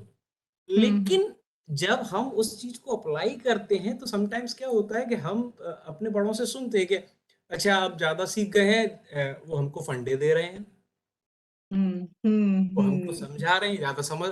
तो वो जो जो एक ये रेस्ट्रिक्शंस आएगी, उन्होंने जो एक ऑब्जेक्ट अपने बीच में लगा लिया, उसको कैसे रिमूव करें जिससे हम अपनी बातों को उन तक समझा पाए, अपने सीनियर्स तक, अपने बड़ों तक, क्योंकि वो बहुत जरूरी है। बिल्कुल बिल्कुल, ये जो आपने कहा जेंडर सेंसिटिविटी जो इन मतलब हम सब एक मेल फोर्स में भी understanding each other, women force में भी अंडरस्टैंडिंग ईच अदर, और मैन एंड वुमेन में भी अंडरस्टैंडिंग ईच अदर। तो ये एक्चुअली इसमें जो आपने क्वेश्चन बोला, ये बिल्डिंग रिलेशनशिप्स और कम्युनिकेशन, तो हर एक इंसान जैसे जो भी अगर आप जैसा चाह रहे हैं वैसा वो नहीं आपके साथ बिहेव कर रहा है, तो every behaviour has a purpose. कोई भी बिहेवियर बिना पर्पस के नहीं होता है, और वो जो बिहेवियर होता है वो भी कम्युनिकेट करता है कुछ ना कुछ। तो कहीं ना कहीं हर इंसान को ऐसा लगता है कि मेरी बात समझी जाए, जैसा मैंने पहले कहा था कि आई शुड बी अंडरस्टूड। अब अगर फॉर वट एवर रीजन्स, जैसे बच्चे अपने साथ इतनी इनोसेंस लाते हैं और इतनी स्मार्टर जनरेशन है और इतने टेक savvy हैं और इतना हमको सिखाते हैं और नए रिश्ते बनते हैं बच्चों के साथ, तो हमारे लिए वो रिलेशनशिप्स मेंटेन करना बहुत इजी हो जाता है। पर जबकि जो हमारे एल्डर्स होते हैं उनके साथ हमारे पुराने रिश्ते चले आ रहे हैं, जो कि कभी ऊपर कभी नीचे, कभी बहुत सारे ऑब्स्टिकल्स और चैलेंजेस के साथ वो रिश्ते बने हुए हैं। तो इसमें मैंने जो सीखा है, मैं अपनी एक तो मैं आपको अभी बी अ बकेट फिलर वाला जो बताऊंगी, उससे भी आपको बहुत सारे इंसाइट्स मिलेंगे। और दूसरा, अगेन, जहां पे द पर्पस, बिहेवियर का पर्पस क्या है, the person wants more understanding, the person wants more dominance, the person wants more acceptance, the person wants more understanding, the person wants more, maybe more preferences. There is some reason for that behavior. Empathetically जब आप उन person की situation में अपने आप को रखेंगे और सोचेंगे कि oh now I see this is the requirement of this person, और वही आप उनको डिलीवर करते हैं, you will see their aggression, their जो भी उनका डिसकंटेंट है, everything quietens down because they have received what they are looking for. Does this answer your question, sir? To some extent. अभी हम Yes, be a yes, ma'am. bucket filler, Exactly. है ना, अभी हम बकेट फिलिंग की भी बात करेंगे, जिसमें हम समझेंगे कि कुछ लोग कैसे बकेट्स फिल करते हैं और कुछ बकेट डिपर्स होते हैं। तो we will just understand that also. Before that I just wanted to do the points कि जो मैंने आज master the art of communication आपके साथ डिस्कस किया, एम्पैथी डिस्कस की, परसेप्चुअल पोजीशंस डिस्कस की, जेंडर अवेयरनेस के बारे में हम बात कर रहे हैं, स्टीरियोटाइप्स हमने डिस्कस किए, एक्सपीरियंसेस जो आप ब्यूटीफुली शेयर कर रहे हैं, और अब हम लास्ट के उस पे आ रहे हैं बकेट फिलिंग के बारे में। तो बकेट फिलिंग ये मेरा बहुत ही फेवरेट टॉपिक है, और इसीलिए मैंने सोचा कि इसको यहाँ पे लाया जाए, क्योंकि सेंसिटिविटी जो है हमारी, जैसे हमने कहा, वो एक दूसरे के प्रति बहुत इम्पोर्टेंट है। और अगर मैं हर्ट हूं फॉर सम रीजन, तो वही मैं हर्ट पीपल हर्ट अदर्स। तो अगर मैं हर्ट हूं तो मैं किसी को प्यार नहीं दे सकती, मैं किसी को होप नहीं दे सकती, मैं उनको भी हर्ट दूंगी, because that is what I have inside me. So bucket filling से हम ये समझते हैं कि how to understand our emotions and the emotions of others. So actually इसका एक बहुत सिंपल सा फंडा है कि हमारे पास, सबके पास एक इनविजिबल बकेट है, जिसमें हम अपनी फीलिंग्स अपने बारे में रखते हैं, कैरी करते हैं। इस वर्कशॉप में भी सब हम लोग अपनी अपने इनविजिबल बकेट के साथ प्रेजेंट है, जिस बकेट में हमें हर एक इंसान को पता है कि उस बकेट में क्या है। उसमें हैप्पीनेस है, जॉय है, कंटेंट है, प्राइड है, एक्साइटमेंट है, इंथुजियाज्म है, या डिप्रेशन है, सैडनेस है, डिसकंटेंट है, जो भी है वो हम ही को पता है कि मेरे इमोशनल बकेट में क्या है। पर जब उस इमोशनल बकेट में पॉजिटिव इमोशंस होंगे, तो जो कप में होगा, आपकी अगर कॉफी में, आपके कप में अगर कॉफी है और कप अगर छलकेगा तो कॉफी बाहर आएगी। अगर कप में चाय है तो चाय बाहर आएगी। अगर कप में जूस है तो जूस बाहर आएगा। जो कप में है वही बाहर आएगा। तो हमारी बकेट में भी जो हमारे इमोशंस और फीलिंग्स हैं, जब कोई हमको स्टर करता है तो वही बाहर आता है जो हमारे इनविजिबल बकेट में है। अगर हैप्पी इमोशंस है तो हैप्पीनेस आएगी, अगर सैडनेस है तो सैडनेस बाहर आएगी। तो होता क्या है कि कई लोगों की तो बकेट्स फिल्ड है विद पॉजिटिविटी, पर कई लोगों की बकेट्स एम्प्टी हैं जिसमें पॉजिटिव नहीं है, नेगेटिव है। तो हमको क्या करना चाहिए एज चेंज मेकर्स? अगर हम किसी की बकेट एम्प्टी देखते हैं, we should fill the bucket with positivity, we should fill the bucket with hope, we should fill the bucket with happiness. So मेरे ऊपर क्या responsibility है? पहले तो I have to keep my bucket full. वो कुछ भी मेरे आसपास हो रहा है, मेरी invisible bucket should be filled with positivity, because nobody is responsible for my happiness or unhappiness. I am responsible, so I create that happiness for myself. So my bucket is filled with that positivity and happiness. And if I have that overflow of positivity and happiness, and I see somebody who is unhappy, I can fill that person's bucket with positivity and unhappiness.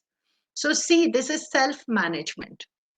First, I take care of myself, then I can fill others' buckets. But अगर मेरी ही bucket खाली है और I am waiting for somebody to come and give me that hope, positivity, happiness, so that I can work for others, then it is very difficult. तो sensitivity के लिए first manage myself. So we all carry an invisible bucket in which we keep our feelings about ourselves. When our buckets are full, we are happy. When they are empty, we are sad. तो जब हमें कोई sad दिख रहा है या लो life condition में दिख रहा है या डिप्रेस दिख रहा है, डिजेक्टेड दिख रहा है, then we should fill their bucket, and because it feels good to make others happy. So how do I fill my bucket? मैं जब दूसरों की bucket को positivity से fill करती हूँ तो मेरी bucket भी fill हो रही है। और उसी तरह से ये तो bucket fillers हो गए, और bucket dippers भी हैं जो कि दूसरों की feelings, क्योंकि they are hurt people, so they are hurting others, they are hurting the feelings and essentially dipping into invisible bucket. तो ये अवेयरनेस होना बहुत जरूरी है, क्योंकि इसी अवेयरनेस के कारण हम सेंसिटिविटी प्रैक्टिस कर सकते हैं। हम तो दूसरों के प्रति बहुत सेंसिटिव हो गए, पर दूसरा पर्सन हर्ट है और मेरा ही बकेट डिप हो रही है, तो फिर मैं तो फिर इनसेंसिटिव हो जाऊंगी कि यार मेरे को क्या फायदा ऐसा करने से, because you are hurting me so much. I am being good to you but you are hurting me, so why should I be good to you? I'll not be sensitive, I'll be insensitive. पर अगर मैं aware हूँ तो I will say, oh, I understand you are hurtful because you are upset and sad about something. Let me do something to cheer you up. Let me create happiness for you. And then when you lift the other person's level, then you can be on the same platform. ये बहुत important है. Is this concept clear? Bucket fillers का जो हम बात कर रहे हैं, this is extremely important to understand sensitivity. So हम सारे दिन या तो किसी का bucket fill कर रहे हैं या किसी की bucket dip कर रहे हैं. So मैंने बहुत बहुत important एक चीज देखी है, मॉर्निंग में उठ के सबके मूड पूछ लीजिए, how is your mood today? Are you in bucket filling mood और are you in bucket dipping mood? तो भाई अगर कोई बकेट डिपिंग मूड में है तो पहले उनकी बकेट फिल कर दीजिए so that the person stays happy through the day. क्योंकि वो आपकी बकेट डिप नहीं करेंगे, वो किसी और की बकेट जाके डिप कर देंगे और ये अनहैप्पीनेस रोल करती रहती है, तो इसलिए फिर और से ज्यादा लोग अनहैप्पी हो जाएंगे। तो पहले ही पूछ लीजिए, एक दूसरे से पूछ लीजिए, भाई are you in a bucket filling mood और बकेट डिपिंग मूड? और किसी का अगर आप बकेट डिपिंग मूड में हैं तो मेरा my mood is very bad today, आज तो मैं हर्ट करने वाली हूँ, बकेट डिप करने वाली हूँ। No no no no no, please we will do something to cheer you up. So ask each other, help each other, encourage each other, empower each other, because that is the best way to become more sensitive. So what, when you fill someone's bucket, you fill your own bucket, because you feel good when you help others feel good. नहीं तो हमारे पास positivity कहाँ से आएगी? अगर मैंने किसी को हर्ट कर दिया तो मैं तो I am going to be thinking all the time, why did I hurt that person, why did I say this, why did I do that, और फिर आप और ज्यादा लो सेल्फ एस्टीम में चले जाते हैं। But when you make others feel good, you are so positive, I did something good for the other person, that has filled me with so much of happiness, that has made my day, and I am going to be cheerful throughout the day. It is a universal phenomena. There is no two way about it. So when you dip into, और अगर हम किसी को दुखी करते हैं तो actually हम अपने को भी, वही है ना कि हम अपने को दुखी करेंगे, या तो हम खुद से दुखी हैं इसलिए हम दूसरे को दुखी कर रहे हैं, या दूसरे को दुखी करके हम दुखी हो गए। कहते हैं पेरेंट्स भी अगर बच्चों को डांट देते हैं तो then they will always say कि क्या हमको तुम्हें डांट कर अच्छा लग रहा है? या आप एज एजुकेटर्स अगर किसी बच्चे को ज्यादा डांट रहे हैं तो आप बोलेंगे, instead what we can do is we can empower each other. तो डांटना नहीं चाहिए, डांटने की जगह कंस्ट्रक्टिव फीडबैक, एम्पावरिंग स्टेटमेंट्स, वो अगर हम यूज करते हैं तो हम बकेट फिलर्स ऑटोमेटिकली हो जाते हैं। वो आर्ट ऑफ कम्युनिकेशन में थोड़ा सा ट्विस्ट हो जाता है। I understand you are doing your level best, I understand that you really want to do even better, there are certain tricks and strategies which will help you achieve your goal, so shall we discuss those? और अगर हम बोले नहीं तुम कर ही नहीं रहे हो, तुम करना ही नहीं चाहते हो, तुम्हारा मन ही नहीं है, तुम्हारे को तो मुझे मालूम है कि तुमने कभी नहीं किया, अभी भी नहीं करोगे, ये सारा नेगेटिविटी बकेट डिपर वाली बातें हो गई। और एम्पावरिंग स्टेटमेंट्स क्या हो गए कि yes I see the potential, you have it in you, you have many qualities that can take you places, let us discuss how can we improve or how can we work on those qualities to make it better. Are you getting the difference between the two, bucket dippers and bucket fillers वाला जो हम कर रहे हैं? तो अगर, and in case if we dip somebody's bucket, then we can, just apologize. So आपका जो, have you filled your bucket today? Have you filled somebody's bucket today? So after this, so whenever you get time, or in this, you can share happiness, you can listen empathetically, you can be kind, you can take turns for your voice to be heard. You smile, you help, you be polite, compliment and inclusiveness. ये सारे humanity के traits हैं जो कि हम लोग भूल चुके हैं कहीं, because of the hurt that we have experienced, we have become insensitive in so many ways. So that is why this sensitivity towards each other, towards the gender, towards everyone. And these points, so gender sensitivity is when everything is balanced, when you see that the balance is not tipped, the weighing scale is not tipped in one's favor, in anyone's favor, be it feminine gender or masculine gender, किसी के लिए भी नहीं, balance has to be maintained, that is important. So anybody would like to share something with respect to bucket filling that we did just now? Or would you like to share, because bucket filling का आपने कहा था कि नया concept है, और या अभी तक हमने जो जो किया है, क्योंकि आपको रिपोर्ट इस पे लिखनी है, सबमिशन करना है, तो हमने कहाँ से शुरू किया और क्या क्या किया? Would anybody like to share? Yes, thank you so much. आप अनम्यूट करके भी शेयर कर सकते हैं कि अभी तक हमने क्या क्या किया, क्योंकि ये आपके लिए ही रिविजन टाइप का हो जाएगा फिर। We started with concept of gender. Anybody? We started with the concept that gender, this particular term was coined in 1955 by John Money. And then we talked about breaking the stereotypes, being sensitive towards everyone, including the third gender. Yes. We also spoke about concept of gender being different from society to society and changing from time to time. Yes, absolutely. Yes. And structured norms in terms of behavior, attributes, roles, and responsibilities, जो कि assign हो गए हैं. And then we talked about how to become gender sensitive. Ma'am, उस पे भी कुछ points हमने 5-6 points I had shared. Can you share those? How to become gender sensitive?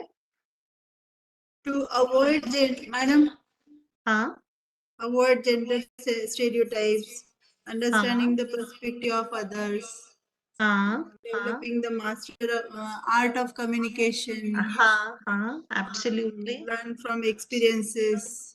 Yes. And most important thing, the feeling the bucket Bucket filling. filler. Yes, and becoming more empathetic. Empathetic, Becoming more empathetic. So yes, we started with concept of gender, and then gender stereotypes, then gender stereotypes in terms of roles and responsibilities, attributes, entitlement, capacities. वो सब हमने पहले उनको देखा. Then we understood what is gender sensitivity. Gender sensitivity is sensitization towards understanding the disparity or understanding the roles assigned, and to become more sensitive. And how to become more sensitive, there are certain ways which we can practice in our daily lives, at our workplace, at our homes, with our friends, with our colleagues. ये थोड़ी सी tricks and techniques हैं जो कि हमको ज्यादा better बना सकती हैं सेंसिटिविटी के मामले में. It is to become more sensitive towards everyone, because gender sensitivity is a life skill, is a much needed resource that is needed in the world today to become better human beings. It is directly connected with making humanity much, much richer in terms of building bonds and relationships and creativity and so many other things. So वहाँ पे हमने देखा कि सबसे पहले you have to become a better communicator, become more empathetic, perceptual positions, creating gender awareness, breaking stereotypes, and becoming a bucket filler. All right, so this is what we did today, and now with this I'm almost coming to the close of today's session. So gender sensitive generation, agar hum baat kare, sorry, I'll just go to the previous one.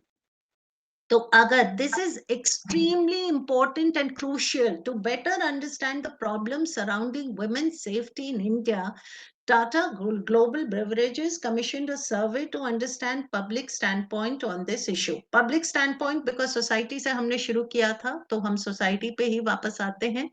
Over 80% of the respondents believed that society plays a key role in creating a safer environment for women. So society, very important, society.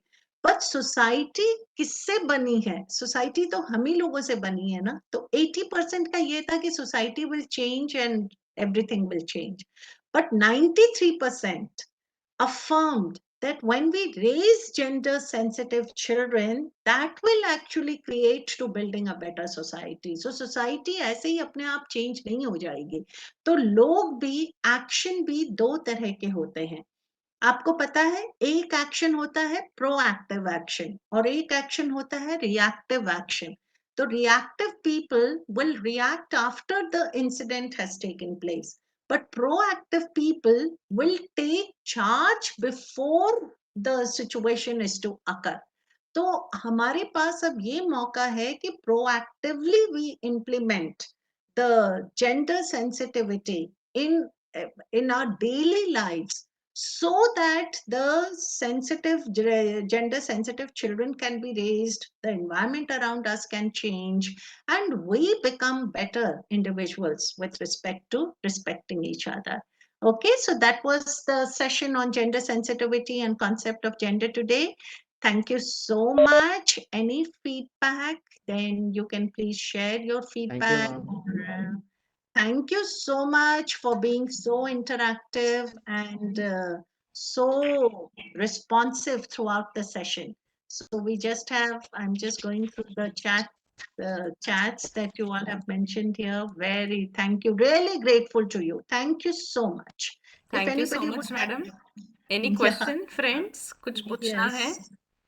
Marathi madam वाले एक थोड़ा पण सा question था, हाँ हाँ वो बोलिए। LGBTQ के ऊपर थोड़ा क्वेश्चन था। हाँ मैडम थोड़ा सा LGBTQ का 2 मिनट में बता उसके ऊपर अपना, हाँ जी मैडम आप बताइए भी, और उसके ऊपर अलग से मैंने सेशन भी रखा है। अच्छा ठीक है, फिर नो नीड टू हाँ, मैडम। मैडम सारथी ट्रस्ट के तरफ से आनंद चंद्रानी सर आएंगे। He will specifically focus on that topic only. हाँ, इसीलिए मैंने इसी पे रखा, मैंने उस तरफ डाइवर्ट नहीं हुए। सारे कंसेप्ट को अपन ने एक एक लेक्चर दिया है, तो उसमें आपको डिटेल कवरेज आ जाएगा सर उसका। हाँ, बट एक थिंग, बस one thing I want to say कि respect towards every gender, yes everyone, जो भी कम्युनिटी है, हमारी रिस्पेक्ट और रिगार्ड उनके लिए कभी जज नहीं करना चाहिए। Human beings are important and that is very very crucial. तो वो अगर हम प्रैक्टिस करें तो everything will be taken care of, है ना? चलिए, thank you so much madam. Yes, thank you so much. Thank you ma'am. Thank you madam, thank you. Yes Murkute madam, हाँ जी प्लीज बोलिए। What I wanted to talk about in this age we are talking about all this, but from the child age the students should understand all these things. So such type of discussion should also be there in the schools. Yes ma'am, awareness programmes अभी ये चीजें शुरू हो रही है madam. मतलब अभी के स्कूल डेज में as far as our new national education policy is concern, ये सारी चीजें, ये एक एस्पेक्ट हो गया जेंडर का। देन IKS का, इंडियन नॉलेज सिस्टम, ये सारी चीजें अभी इनकलकेट हो रही है धीरे धीरे। It will take time but at least start हुआ है ये। यस यस, ज्यादा सब करने के बाद बुराई हम अगर उनको बताए तो फिर कुछ फायदे का नहीं। तो ये that should be started from our school education में ये आना चाहिए, वेरी इंपॉर्टेंट। बिल्कुल मैंने कंडक्ट किए हैं sessions for school at school level also for teachers, so that is because awareness create हो रही है, पर थोड़ा टाइम लगेगा because we are such a large population. So yes ma'am, yes, but at least the process has started, so Yes, that is it. So once again, thank you so much, madam. On behalf of HRDC Nagpur and from all the participants, I extend my thanks to you for once again a wonderful session and very interactive and informative as well. Thank you, madam. Thank you so much. Thank you so much, Preeti ma'am. Thank you so much, UGC, HRDC, and thank you so much all the participants. I'll take your leave now. Please take care. Bye-bye. Thank Bye, you madam. so much. Thank you. Good day, ma'am. Good day. Thank you.